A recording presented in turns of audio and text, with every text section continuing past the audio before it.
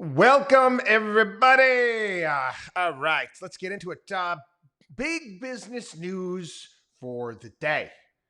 And again, like usual, the narrative is bull excrement. Yeah, that's right. To the old running man, Arnold Schwarzenegger, Gillian is lying to you. Okay, big business news. Salesforce.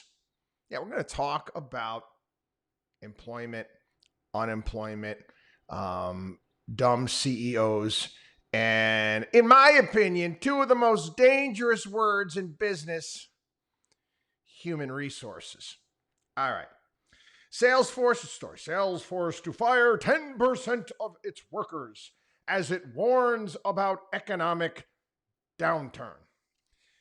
Again, we told you about this. You're going to see more and more CEOs come out and blame the economy. It's the economy. That's why we have to lay off workers. It's that damn economy. Which, again, if there was a great South Park episode, one of my all-time favorites. It was title of the episode was Margaritaville, and it was, I think, 2008, 2009. It was in regards to the financial crisis. And the people of Springfield ended up worshiping the economy because it was so bad, because they disrespected the economy. The economy is lashing out at them. Yeah, blame the economy. No, don't blame the economy, Salesforce. You hired too many people, for crying out loud. Plain and simple. During this whole COVID run up and then recovery, oh my God, you could have been an adjunct moron graduating from college with a major in, I don't know, beer bongs, and you were getting a job paying you six figures. Not to mention the fact you barely have to show up for work. You didn't see that might be problematic? You go back to the 1990s. Remember, we were told that it's a new economy. Earnings don't matter anymore. Guess what? Hard work still matters.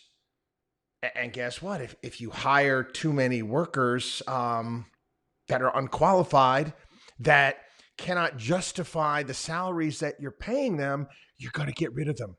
Don't blame that on the economy. Don't blame it on the economy. You made a mistake. I'm tired of this bullshit. Oh, it's the economy. That's why we're laying people off. No, you're laying people off because you hired too many people. Plain and simple.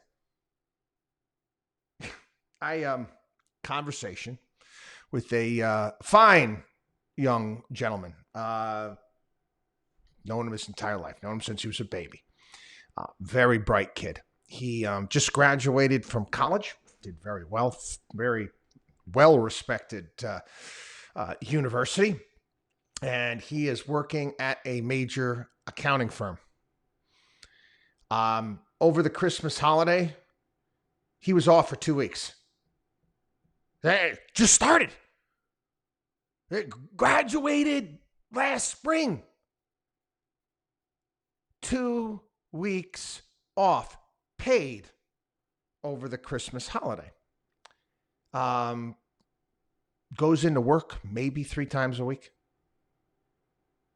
Maybe 3 times a week. I talk about his job. It's kind of boring.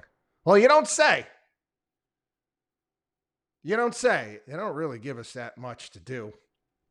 We talked about, accounting is a field right now where there's not many people want to get into it, and all of these major accounting firms, in essence, are trying to hoard as many accountants as they possibly can. But again, they're in a pretty damn good business. Everybody's got to pay their taxes every single year, and the tax code's getting bigger. It doesn't get smaller. So again, it's the whole, the two constants, death and taxes, that we have in life. Well, guess what? Okay, you're in a good business if you own a funeral home, and you're in a good business if you own an accounting firm, right? So again, I get that business. But all of these tech companies, all these kids making 6 figures thinking they're all high and mighty. We told you this was going to happen. Many CEOs decided, you remember the great toilet paper runs of COVID? Yes, everybody run out to Walmart, to Target. There's no toilet paper on the shelves. Hoard as much as possible. CEOs did the same damn thing when it came to college graduates. No different. Everybody else is doing it. Money's cheap. We better hoard as many as we possibly can. Yeah. Okay. Money's not so cheap anymore. And we're coming to the realization that it's better. Again, this is go to Seinfeld, Kroger Industrial Smoothing. Remember that? George talking with the CEO. Kroger Industrial Smoothing wasn't a well-run company, if you do recall. And they're trying to figure out which the good one was, the red or the black. It's the black. It's the black. And I don't want to see your company with a bloated workforce. Okay, this not the first time this has happened. You had the, and I wrote a piece about this years ago, Gordon Gekko and the private equity firms of today. And I was comparing, the ones that everybody made fun of back in the 1980s. They actually created value for shareholders. And you go to that famous Gordon Gekko Teldar speech that he had there. And how he created value for shareholders. Yeah, it was true. During that period of time, you had a lot of bloat, a lot of waste in a myriad of these companies, and corporate raiders came in and cut the fat, got rid of middle management, got rid of people that were getting paid too much. There was a great film, Barbarians at the Gate. James Garner started it. It was about the RJR Nabisco takeover. And, what took place in the type of waste that was involved at these companies. Well, again, we have that now. Companies, if they want to be successful, let me put it this way, they better hit the gym. They better slim down. They need to become lean, mean fighting machines. But again, we live in the era of... woke, and everybody should get paid and get all this time off and all these benefits. And Mark Benioff is the CEO of Salesforce. He is wokety woke. I mean, he's a wokety woke CEO. Did you see any of the media outlets out there, because he's a darling on the left, criticizing him because he's firing people? No. This is natural. It needs to be done. It's okay. Gee whiz, look at Salesforce's stock is up today. I wonder why. Anyway, moving on.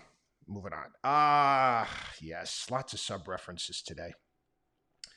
So, touched on House of Representatives and how Republicans can't get their act together. And I freely admit here on the program, I do not delve into all of the drama. I don't. I'm being honest, okay? It may be your thing. I'd rather stick a hot poker in my eye than watch the Sean Hannity program and watch these politicians be paraded on there. They're yelling, they're screaming and waving their fingers and all that bullshit. Did I read a couple columns?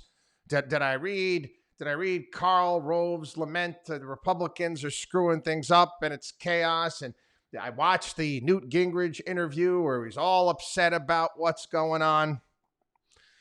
And I thought about it. Again, I started referencing the movie Animal House. And the Republicans are acting like the Delta House. Yeah. John Belushi's place, Flounder. Seen the movie? Is that such a bad thing? Is it really that horrible that they're going through this right now? I know. The narrative, what you're being told is this is awful. This is terrible. This hasn't happened in 100 years. And I'm saying to myself, well, maybe that's the problem. Maybe this should happen more often. Now, again, I'm not delving into this. I mean, I listened to, Bobert from Colorado, and she is, without a doubt, she's very bombastic. No doubt about that. She said that they proposed to McCarthy about putting in term limits, which I'm all for, and talking about controlling spending and some things that he just rejected. Now, those are things that quite frankly, I like. Those to me are things that are very, very important. Are they not important to you? Wouldn't you be thrilled if we had term limits? Wouldn't you be thrilled if we actually had people concerned about government spending and cutting government spending? I mean, I would. Is it so bad? I mean, again, what is the narrative? What are you being told? You're being told by the powers that be. Again, remember, think of the axis of evil, our axis of evil, Watchdog on Wall Street axis of evil. Big business, politicians, and the media work in hand to push their agenda, their narrative. The narrative right now is that Republicans are fumbling the ball. It's a mess. Democrats are sitting around with their box of popcorn and watching this mess. Again, maybe not. Maybe not. Maybe that's just not the case. I'm gonna give you what incoming House Majority Leader Steve Scalise put out when it came to the things that the Republicans are going to do when they take over. First bill is called, and again, you got a kick out of these names, the Family and Small Business Taxpayer Protection Act. Hey, I've got a family and I've got a small business. I'm going to see how they're going to protect me. Can't wait. Again, aims to revoke some of the additional IRS funding that Democrats passed as part of the Inflation Reduction Act. Tens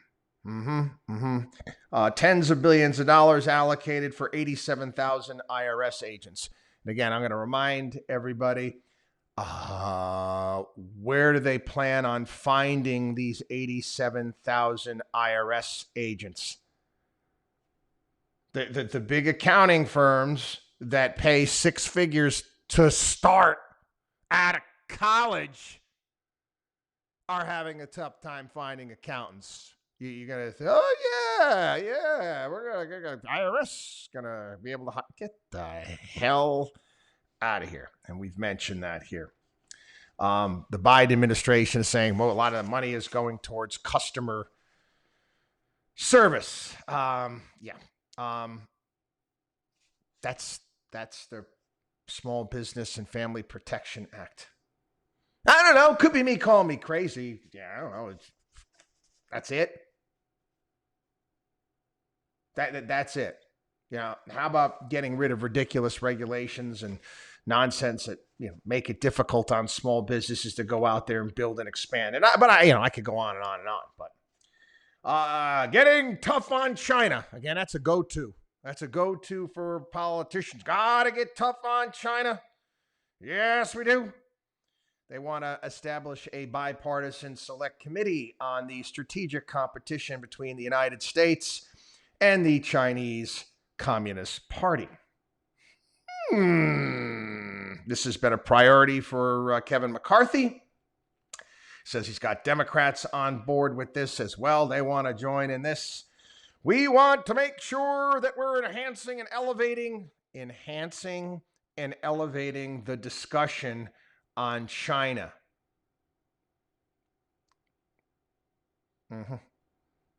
They want to make sure that Beijing does not take aggressive actions regarding Taiwan. And you think your committee is going to do something about that?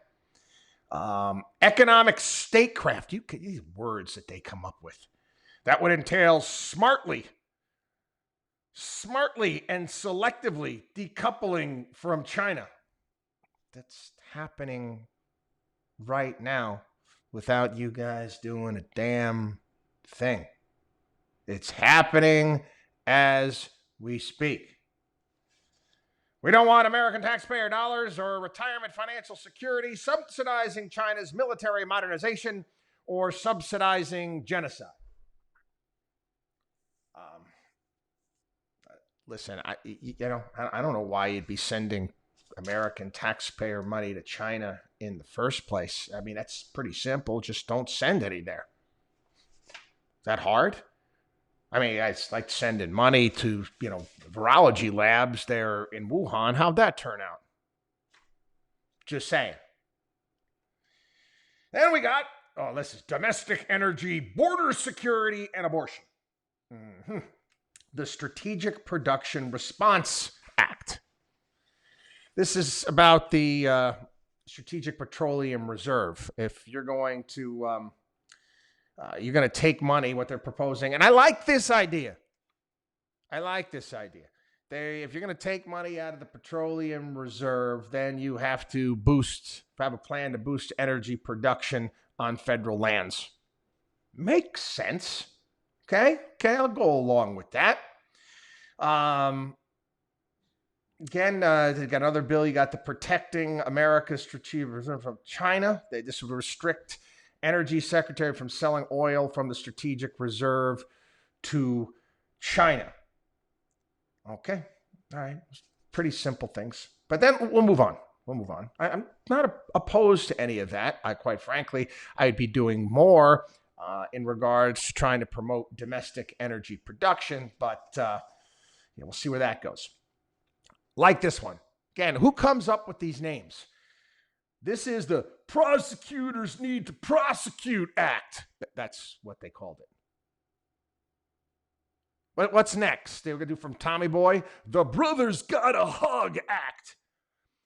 This would allow the public to see how many cases prosecutors are declining to prosecute, along with the number of criminals released onto the streets and the number of offenses committed by career criminals. Okay, so again, we're going to spend money. We're going to have to hire more bureaucrats and people to handle these statistics. I don't want any more money spent on this. If you want to, I live in the state of New York. If you want to take people that are sitting on their ass all day doing nothing up in Albany and getting them to do this, fine. That's great. But the reality of the situation is that if the voters don't care, if they don't care about the crime and they don't care about what's happening in their neighborhoods, what the hell are you going to do about it? You can put all of these statistics out there. Hey, come on, people. We know what's going on in New York City. We know what's going on in the state of Illinois, Chicago. Voters still vote in the same way. It's like going outside and, it's raining outside and the weatherman tells you it's raining. Okay, we know that. As this one, another resolution. A resolution is these politicians saying, we declare and we decree. Doesn't do anything. Seeks to express support for police while condemning efforts to defund or dismantle law enforcement agencies. That's basically all resolution is. They're just saying that. Okay, what good does that do? Again, you take the resolution and you take your Metro card that has money on it, and both of those things, well, at least the Metro card will get you a ride on the subway. Okay, border security. Scalise put forward a bill called the Border Safety and Security Act, which would give the Department of Homeland Security the power to turn away people crossing the border illegally in order to gain operational control of the border. Yeah. Again, good luck with that. Good luck. People, we had 500 people from Cuba land in the Keys yesterday or 2 days ago. You had 100 people from Haiti land. This is the Florida Keys. This is the Florida Keys. We see it here. People are coming here from all over. They're getting in, no problem at all. Republicans have accused Alejandro Mayorkas, Department of Homeland Security Secretary, of failing to ensure operational control of the border as illegal border crossings have surged. Again, I mentioned this here on the program, the grand waste of time. We're going to impeach Mayorkas. Wow. Mayorkas, like I said here on the program, Mayorkas can't take a leak without Biden okaying it. Okay, replace Mayorkas with who? Meet the new boss, same as the old boss. You got another bill here. It's called the Illegal Alien NICS Alert Act. It would require the National Instant Criminal Background Check System to notify U.S. Immigration Customs Enforcement, ICE, and relevant local law enforcement if someone trying to buy a firearm is an illegal immigrant. Now, let me ask you a question. You're illegal. You're illegal. You don't want to get caught. You've got to fill out paperwork to get yourself a gun. Are you going to go to a gun store? You're going to go to Dick's Sporting Goods, or you're going to go to a gun show? Or are you going to acquire that firearm illegally? Again, that's great, guys. Okay. I know you're really you're like the McGruff crime dog. You're tough on crime. Okay, that's what we've got as far as border and immigration. Shit, not solving the problem. Again, this is the House. This is this is the grand old party. These are the elephants. These are what they're proposing right now. One bill called the No Taxpayer Funding for Abortion and Abortion Insurance Full Disclosure Act wants to make the Hyde Amendment permanent, prohibit federal funding for abortions, as well as funding for any insurance plans that include on-demand abortion. Another bill called the Born Alive Abortion Survivors Protection Act would ensure that infants born alive after a failed abortion would receive the same legal protection and health care as a newborn. And we got another resolution. I do declare and I do decree would condemn tax on pro-life facilities, groups, and churches. Okay. If you think you're going to get, I don't have any problem with this, but again, if you think that this is moving the ball forward, it's not. It's not. It's like you're backed up. We'll do a football number. You're backed up. You're on your own 8-yard line. You got 92 yards to score, and you're doing you're putting your goal line offense in there, and you're running quarterback sneaks. I don't think it's going to work. And they're developing plans to bring much needed accountability to the Biden administration. Again, you excited about that? You excited about what the Republicans have in store for us? Nah, me neither. All right, let's change directions. Get off the politics here a little bit. This is not interesting.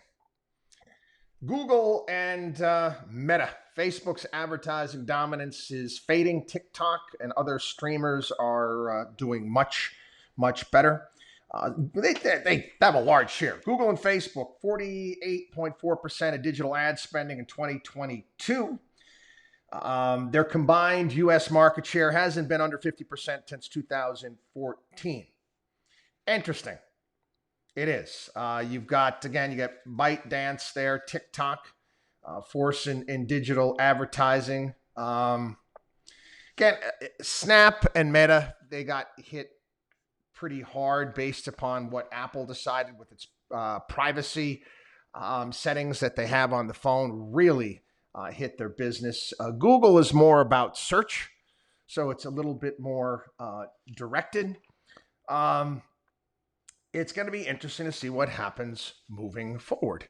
I know that, also getting all of the streaming content that's out there. I'm getting bombarded all the time by, Hulu offering me various different packages to market on Hulu television and how they can target that. And I do find it interesting. I do. But again, I'm very, very, cautious when it comes to this stuff. The whole social media advertising to me is, I always find a lot of it, I find it intrusive. I mean, we all see, you see it if you have a social media account. They kind of figure out what to try to sell you on a regular basis, but they hound you too, which is annoying to me. It is. It's bloody annoying after a while. I mean, back when you had the old days of the pop-up ads, when you had all these things screaming at you on your screen when you're just trying to read your daily newspaper. I said here on the program, I said, who in the world's going to buy? You're interrupting me. It's kind of like you're reading the paper, and someone comes up and like an old-fashioned newspaper and just punches the paper while you're trying to read it. That's what these pop-up ads are. You expect that I'm going to buy from something like that? Again, a lot of this is, you annoying them. The whole idea of product placement and certain items, or utilizing influencers, whatever it may be. I do think a lot of this digital advertising is good for, certain products. But again, all of the ad execs and ad salespeople that come to us at Markowski Investments and Watchdog on Wall Street radio show. It's amazing at just how they don't understand what we do. And I'm trying to explain to them. I said, I'm not selling $10 pizzas here. I'm not selling $10. It's a completely different thing, but they just don't get it. Again, what's going to happen hasn't been decided yet. Okay, how it's going to go about working. It hasn't been done yet. Funny thing is, I can't, like everybody else, I can't stand watching ads anymore. But if the show is good enough, I'm going to watch them. I'm going to sit through them. You can't fast forward. Yellowstone. Can't fast forward through those ads. It is what it is. The show's bloody good. I'll deal with it. It's the reality. Anyway, moving on here. Let's get into ripoffs and scams, shall we? And this weekend on the radio show as well, I'm going to be addressing questions, comments from, again, we get a lot. I can't respond. I wish I could. There's only so many hours in the day. I mean, I'll timestamp the podcast right now. It's 11:30 a.m. January 4th Eastern Time. Yeah, I've been going since 4 o'clock in the morning. There's only so many hours in the day, and I can't get to everybody. But I do try to address people's questions and comments in some way, shape, matter, or form here on the program. Because again, especially if I'm getting a lot of the same questions and comments. So we'll touch on some of that stuff this weekend, and also a little bit today as well. I want to do a little bit on SBF. First and foremost, Sam Bankman-Fried asked the judge to conceal the identities of 2 people who will help secure his bail, in addition to his which is horseshit. They put the value on his parents' house, which is not true. It's got to be worth more than that. It's in Palo Alto at what, $1.5 million? So you got 2 other people guaranteeing the rest of this $250 million bond. I want to know who the flip they are. I want to know exactly who those people are. Pleaded not guilty, by the way. And he's not gonna do much time. I told you, okay. Cutting checks in the right places can do wonders for you. It really can. I mean, this guy he's in pretty deep. And he knows where some bodies are buried. He does. He knows where some bodies are buried. And again, the old, remember that was, that was from, which Tom Clancy? Oh, Clear and Present Danger. In the end of the movie where Jack Ryan is confronting the president of the United States. And he's angry as all hell. The president left men to die in the jungles of Colombia, and they kept it down. And then, he's going to go to Congress. He's going to spill the beans. And the president's like, no, you're not. I'm not. Well, you've got now a chip in the big game. And someday you're going to need to cash that chip in. It's called the Potomac Two-Step. I'm paraphrasing. It's a great movie. And Jack Ryan's like, I don't dance. Walks out of the office, and then you kind of see him testifying in front of Congress. SBF's got some chips. And calls will be made. And again, it's how, unfortunately, our justice systems work. Calls will be made to the Justice Department. Guys, I wouldn't be shocked. I wouldn't be surprised if he gets no jail time. Zip, zero, zilch, nada. Anyway, I want to talk about this briefly today. I actually had this sent from one of the listeners here on the program, and it was a story from the Federalist talking about how FINRA is screwing investors over, and it was in regards to naked short selling, and these were some small cap companies, there's some OTC companies, and there's an entire story behind it and how it was handled. I'm here to tell everybody, okay, and again, it's part of the question in this column is written by an investor who's saying, hey, I'm a retail investor, I'm passionate about the free and fair market. I am too. I'm passionate about it too. And I like, Adam Smith capitalism as well. But you have to know going in that that's just not what we're dealing with right now. The terrain is not that. It's not. Naked short selling has been a way that big investors and traders have been able to manipulate markets and make money for a long time. And I remember, I went off on this, discussed this at great length. This is back in 2004, 2005. It was taking place on a regular basis. And in fact, Carl Quintanilla, who's CNBC, put together a massive piece on how the big firms were involved with this. Massive piece. Investigative piece on, and good luck trying to find it, by the way. Can't find it anywhere. And this is something that, dropping a bomb on all the shenanigans and naked short selling. And if you're not familiar with what naked short selling is you can short a stock. You want a stock, betting that a stock is going to go down. If I think that XYZ, I'm sure. If that's what I was, if I'm more of a hedge fund thing to do.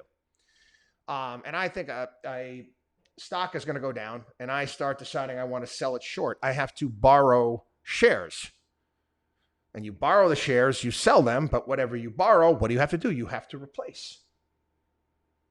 What transpires in certain, and it happens more often in the smaller companies out there, is that they sell short shares, but they didn't borrow them in the first place. And borrow them, they never replaced them. And again, you can put undue pressure on a stock because you're selling shares that don't exist. If that makes any sense.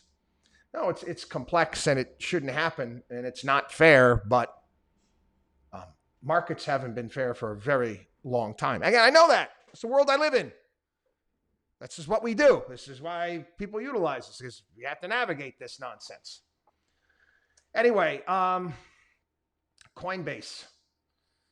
Coinbase fined $50 million by New York regulators. Why were they fined? Anti-money laundering law violations. They paid a $50 million fine after financial regulators found that it let customers open accounts without conducting sufficient background checks. It's crypto. What the freak you think is utilizing this stuff? It's a freaking currency for bad guys. It is. You remember in Goodfellas, when Henry Hill was describing that, Paulie was in charge of the family, he said it was kind of like, he's kind of like the police force for wise guys. You got a problem, you go to Paulie. They had their own little thing there. That's how they managed all of their issues and the problems. Couldn't go to the cops, could you? Well, again, this is a financial system for bad guys. Oh, I know. I don't know what I'm talking about. It's great. It's wonderful. Come on, people. All right. Okay. Yeah, it's great. It's wonderful. But don't tell me it's not the the currency for bad guys and terrorists and drug dealers and human traffickers, because it is. It is. Those nice commercials on CNBC talking about the wonders of cryptocurrency. They don't talk about that, do they? No. Regulators, U.S. banking regulators warning financial institutions that dealing with cryptocurrency exposes them to an array of risks, including scams and fraud. Thank you, U.S. banking regulators. Today, we're going to hand our Master of the Obvious Award to U.S. banking regulators. Anyway, have a wonderful day, everybody. Watchdogonwallstreet.com is our site. If you're watching this on YouTube, you can subscribe to our YouTube channel. You could get our podcast as well on iTunes and a myriad of other places. Our website as well, watchdogonwallstreet.com, personal CFO program, newsletter, account repair kits, college planning kits, all sorts of great stuff. Watchdogonwallstreet.com. Have a good one.